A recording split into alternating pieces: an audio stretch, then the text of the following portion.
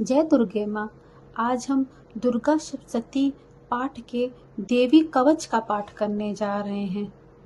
ओम चंडिका देवी को नमस्कार है। मार्कंडेय जी ने कहा, हे पितामह, जो इस संसार में परम गोपनीय तथा मनुष्यों की सब प्रकार से रक्षा करने वाला हो और जो अब तक आपने दूसरे किसी के सामने प्रकट ना किया हो, ऐसा कोई साधन मुझे बताइए।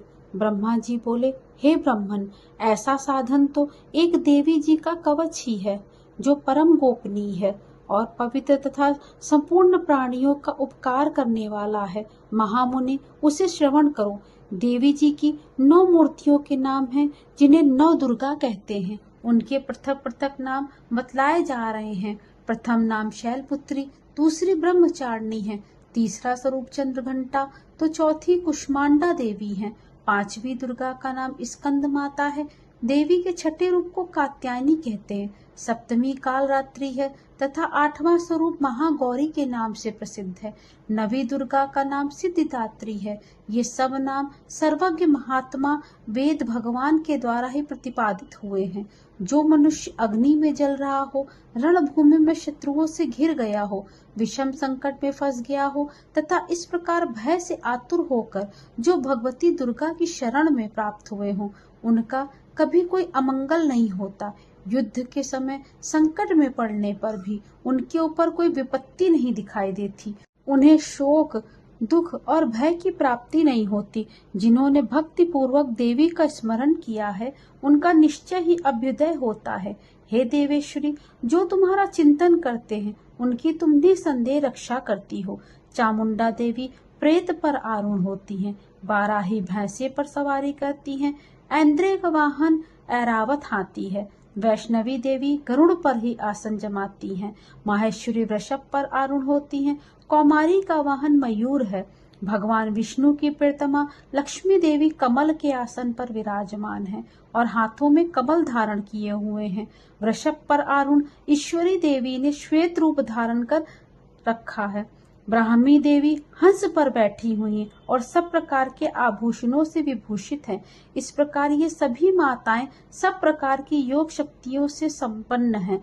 इनके सिवा और भी बहुत सी देवियां हैं जो अनेक प्रकार के आभूषणों की शोभा से युक्त और नाना प्रकार के रत्नों से शोभित हैं। ये संपूर्ण देवियां क्रोध से भरी हुई हैं और भक्तों की रक्षा के लिए रथ पर बैठी दिखाई देती हैं। ये शंख, चक्र, गदा, शक्ति, हल और मुसल, खेटक और तोमर, परशु और पाश, कुंत और त्रिशूल एवं उत्तम धनुष आदि अस्त्र शस्त्र अपने हाथों में धारण करती हैं।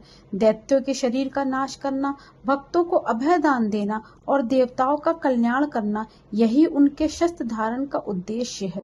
कवच आरंभ करने से पहले इस प्रकार प्रार्थना करनी चाहिए।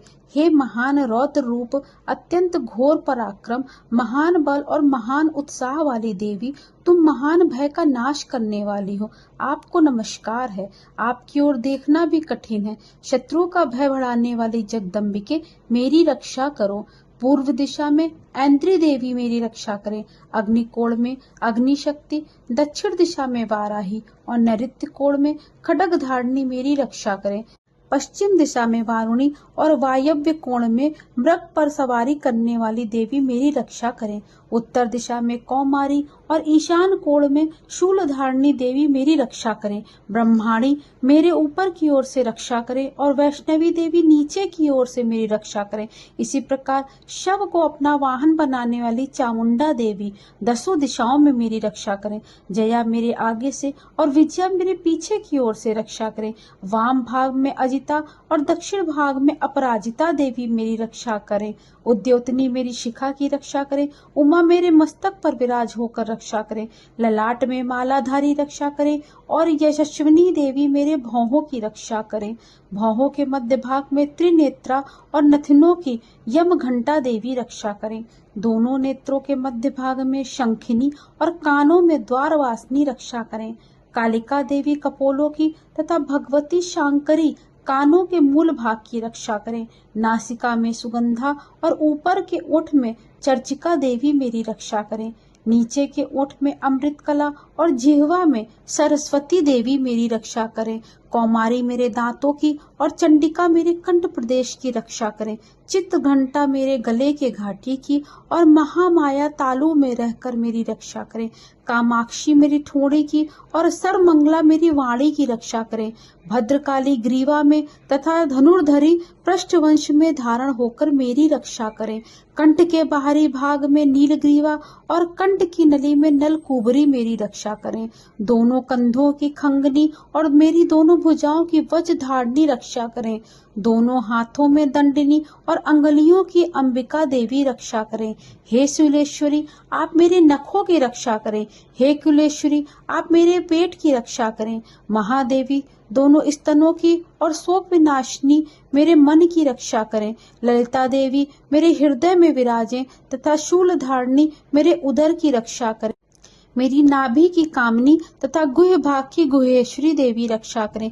पूतना और कामिका मेरे लिंग की तथा महिषवाहिनी मेरे गुदा की रक्षा करें।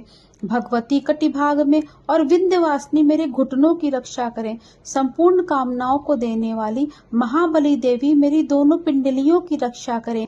नारसिंगी देवी दोनों भुट्टियों की तथा तेजसी देवी दोनों चरणों के पृष्ठ भाग की रक्षा करें। श्री देवी मेरे पैरों की उंगलियों में तथा तलवासिनी पैरों के तलवों में रहकर रक्षा करें।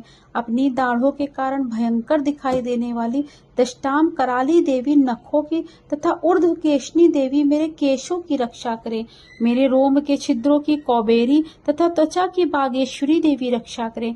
पार्वती देवी रक्त, मज्जा, वसा, मांस, हड्डी तथा मेद की रक्षा करें। आंतों की कालरात्रि और पित्त की मुक्तेश्वरी देवी रक्षा करें। मूलाधार आदि कमल कोक्षों में पद्मावती देवी और कफों की चूड़ामणि देवी स्थित होकर रक्षा करें। नख के तेज की ज्वालामुखी रक्षा करें, जिसका किसी भी अस्त्र से भेदन नहीं हो सकता। वह अभेद्या देवी मेरे शरीर की समस्त संधियों में रहकर रक्षा करें। हे ब्रह्माणी, आप मेरे वीर की रक्षा करें। हे छत्तेश्वरी, छाया की तथा धर्मधारिणी देवी मेरे अहंकार, मन और बुद्धि की रक्षा करें। हाथ में वज्र को धारण करने वाली वज्रहस्ता देवी मेरे प्राण की, अपान की, व्यान की, मदान की तथा उदान की और समस्त वायु की रक्षा करें। हाथ में वज्र धारण करने वाली वज्रहस्ता देवी मेरे प्राण, अपान, ध्यान, उदान और समान वायु की रक्षा करें। कल्याण से शोभित होने वाली भगवती कल्याण शोभना मेरे प्राण की रक्षा करें। रस, रूप, गंध, शब्द और स्पर्श इन विषयों का अनुभव करते समय योगिनी देवी मेरी रक्षा करें तथा सत्व गुण, तमोगुण, रजोगुण की रक्षा सदा नारायणी देवी करें। बाराही मेरी आयु की रक्षा करें। वैष्णवी मेरे धर्म की रक्षा करें और चक्रणी देवी यश, कीर्ति, लक्ष्मी, धन और विद्या की रक्षा करें। हे इंद्राणी, आप मेरे गोत्र की रक्षा करें। हे चंडिके, आप मेरे पशुओं की रक्षा करें। हे महालक्ष्मी, आप मेरे पुत्रों की रक्षा करें। हे भैरवी, आप मेरी पत्नी की रक्षा करें। मेरे पथ की सुपथा देवी तथा मार्ग की क्षेमकरी देवी रक्षा करें। राजा के दरबार में महालक्ष्मी देवी मेरी रक्षा करें और सब ओर व्याप्त होने वाली विजया देवी संपूर्ण भयों से मेरी रक्षा करें। हे देवी, जो स्थान इस कवच में नहीं आए हैं अथवा रक्षा से रहित हैं, वह सब आपके द्वारा सुरक्षित हो, क्योंकि आप विजयशालिनी और पापनाशिनी हो। यदि अपने शरीर का भला चाहे तो मनुष्य बिना कवच के कहीं एक पग भी ना जाए। कवच का पाठ करते ही यात्रा करें। कवच के द्वारा सब ओर से सुरक्षित मनुष्य जहाँ जहाँ भी जाता है, वहाँ वहाँ उसे धन लाभ प्राप्त होता है तथा संपूर्ण कामनाओं की सिद्धि प्राप्त होती है। वह जिस जिस अभीष्ट वस्तु का चिंतन करता है, सब उसको निश्चय ही प्राप्त होता है। वह पुरुष इस पृथ्वी पर तुलना रहित रहकर महान ऐश्वर्य की प्राप्ति करता है। कवच से सुरक्षित मनुष्य जहाँ जहाँ भी जाता है, वह मनुष्य निर्भय हो जाता। युद्ध में उसको कोई पराजय नहीं कर सकता। वह तीनों लोकों में पूजनीय होता है। देवी का यह कवच देवताओं के लिए भी दुर्लभ है। जो प्रतिदिन नियम पूर्वक तीनों संध्याओं के समय श्रद्धा के साथ इसका पाठ करता है, उसे देवी कला प्राप्त हो जाती तथा वह तीनों लोकों में कहीं भी पराजित नहीं होता। इतना ही नहीं, वह अल्प मृत्यु से रहित होकर 100 से भी अधिक वर्षों तक जीवित रहता है। मकरी, चेचक और कोढ़ आदि उसकी संपूर्ण व्याधियां नष्ट हो जाती हैं। कनेर, भांग, अफीम, धतूरे आदि का स्थावर विष, सांप और बिच्छू आदि के काटने से चढ़ा हुआ जंगम विष और अहिफेल तथा तेल के संयोग आदि से बनने वाला कृत्रिम विष, ये सभी प्रकार के विष दूर हो जाते हैं, उनका उस पर कोई असर नहीं होता। वह पृथ्वी पर मारन, मोहन आदि जितने आभिचारिक प्रयोग होते हैं तथा इस प्रकार के जितने तंत्र मंत्र होते हैं, वे सब इस कवच को हृदय में धारण करने वाले इस मनुष्य को देखते ही नष्ट हो जाते हैं। ये ही नहीं, पृथ्वी पर विचरने वाले ग्राम देवता, आकाशचारी देव विशेष, जल के संबंध में प्रकट होने वाले गण, उपदेश मात्र से सिद्ध होने वाले निम्न कोटि के देवता, अपने जन्म के साथ प्रकट होने वाले देवता, कुल देवता, माला, कंठमाला आदि, डाकनी, शाकनी, अंतरिक्ष में विचरने वाली अत्यंत बलवती भयानक डाकिनियां, ग्रह, भूत, पिशाच, यक्ष, गंधर्व, राक्षस, ब्रह्म राक्षस, बेताल, कुष्मांड और भैरव आदि अनिष्टकारक देवता भी हृदय में कवच धारण किए रहने पर उस मनुष्य को देखते ही भाग जाते हैं।